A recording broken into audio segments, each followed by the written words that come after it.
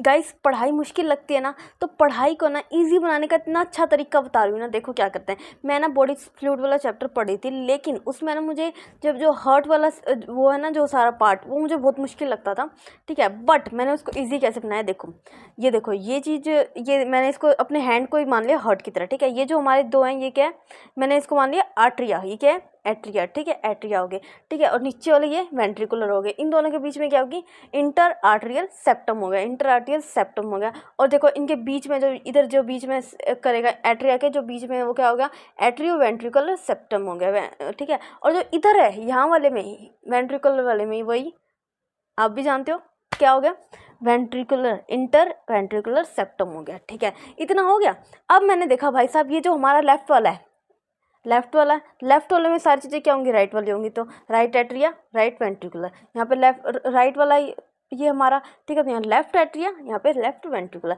अब मैंने सोचा भाई तो लेफ्ट हैंड है, तो लेफ्ट हैंड में क्या प्रॉब्लम्स होते हैं, दोस्त होते हैं ना, दोस्त मतलब तीन तिगाड़ा या काम बिगाड़ा होता है जैसे हाथ, ठीक है। तो मैंने तीन, यहाँ पे क्या होगी, ट्राइकस्पिड, यहाँ पे क्या होगी, ट्राइकस्पिड बॉल होगी, और इधर की साइड क्या होगी, बाइकस्पिड होगी, बाइकस्पिड या फिर मित्रल, मित्रल मतलब दो मित्र, बाई है ना, बाई मित्र, दो मित्र हो गए, ठीक है। चलो मैंने ये कर लिया। उसके बाद देखो नेक्स्ट हमारे पास ये क्या है, ये हो गया हमारा सारा। अब हमारे पास इसमें क्या आने वाला है, ऑक्सीजनेटेड ब्लड, इनमें क्या आएगा, ऑक्सीजनेटेड ब्लड, यहाँ पे क्या, डीऑक्सीजनेटेड ब्लड हो गया। ऑक्सीजनेटेड ब्लड कहाँ से आएगा भाई साहब, लंग्स से आएगा, लंग्स से आएगा ना साफ होके, तो ऑक्सीजनेटेड ब्लड कहाँ से आया, लंग्स से आया।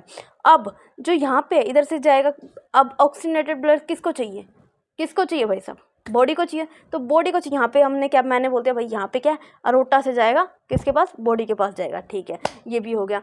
अब उसके बाद यहाँ पे मैंने कहा भाई, इधर है ना, ये भाई एंट्री कर जाने के लिए बताएगा कि हाँ बैक फ्लो ना हो जिसका, वो यहाँ पे क्या है, इधर हमारे सेमिनल वोल्व है, दोनों में ये सेमिनल वोल्व, ठीक है। मैंने ये मान लिया, ठीक है। और अब इसमें बात करें, डीऑक्सीजनेटेड ब्लड है, डीऑक्सीजनेटेड यहाँ से जाएगा, किसमें जाएगा, पल्मोनरी आर्टरी से।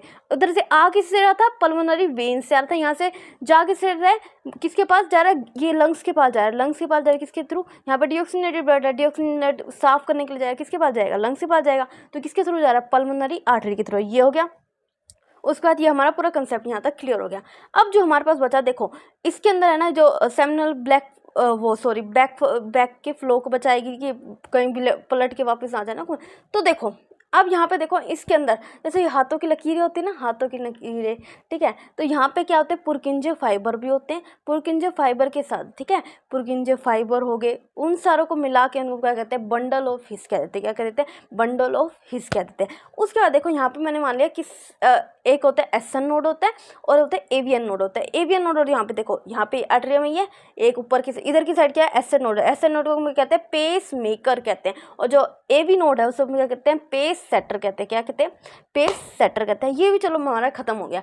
अब हमने ये याद आया कि भाई वेना कैवा भी होते हैं। वेना कैवा क्या होती है, एक इन्फीरियर होती है और एक क्या होती है, सुपीरियर होता है। सुपीरियर भाई ऊपर रहने वाली डायफ्राम से अबव का जो सारा वो डीऑक्सीजनेटेड ब्लड वगैरह वो लेगी, ठीक है।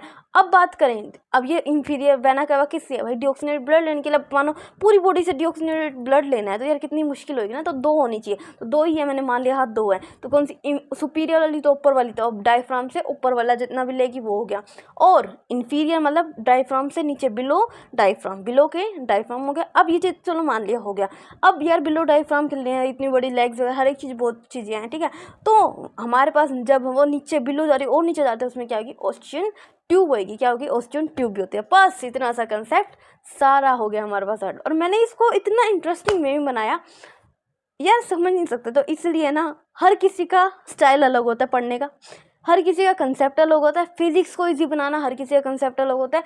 मैं जब भी पढ़ती हूँ हर एक चीज़ कंसेप्ट को किसी ना किसी चीज़ से रिलेट करके, कुछ ना चीज़ करके वो चीज़ें करती हूँ, जिससे मुझे बहुत आसानी मिलती है, और दिमाग में यार रिटेन रहता है कि ये नहीं कि मैं भूल गई, ये हो गया वो हो गया, नहीं यार, मैं कैसे भी करके उस कंसेप्ट को जोड़ लेती हूँ। और यार एक बात तो, इतना सब कुछ करने के बाद कि अब मैं भूल सकती हूँ कि हाँ ये सारी चीज़ें, और अगर मैं बैठी हुई ना एग्जाम में, पास मैंने अपने हाथों वगैरह को करना है और 2 सेकंड में आंसर आ जाना, तो यार इसको करने के बाद जब मैं आंसर लगाती हूँ तो गलत नहीं होता। इसलिए यार तुम्हारे अंदर भी पोटेंशियल है कि तुम कैसे कर सकते हो, तुम्हें कैसे करना है अंडरस्टैंड, कि कैसे तुम ये चीज़ करोगे, इस ट्रिक का इस्तेमाल करोगे, तुम अपने दिमाग को उस चीज़ में लेके जाओ। यार हर चीज़ ट्रिक से नहीं होती, मानते हो कंसेप्ट से भी होती है, कंसेप्ट सीख लिया कंसेप्ट सीखने के बाद बहुत सारी चीज़ें होती हैं कि कई चीज़ याद नहीं हो रही, तो उसका ईजी वे निकालो ना, तो वो तुम ही हो जो तुम कर सकते हो अपने आप से, ठीक है।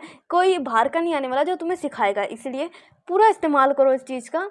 और भाई सब जी जान लगा दो। लास्ट के हमारे पास बचे ही कितने हैं, 6 दिन बचे हैं। अब हमें जो करना है करेंगे, आन बान सब कुछ लगा दो भाई जी जान, जो भी लगता है, साम दाम दंड भेद सब कुछ। और भाई जीत के दिखाओ, कोई फालतूबाजी में मत पड़ो। और यार थोड़ा सीरियस रहो, डरो मत। डरने का बहुत सारी चीज़ें होती हैं कि इस समय डर बहुत लग रहा होता है। भाई साहब डरोगे ना तो फिर हार जाओगे, अगर आज डर गए तो फिर कल जीतोगे कैसे? जीतोगे कैसे? जीतना भी तो है हमें।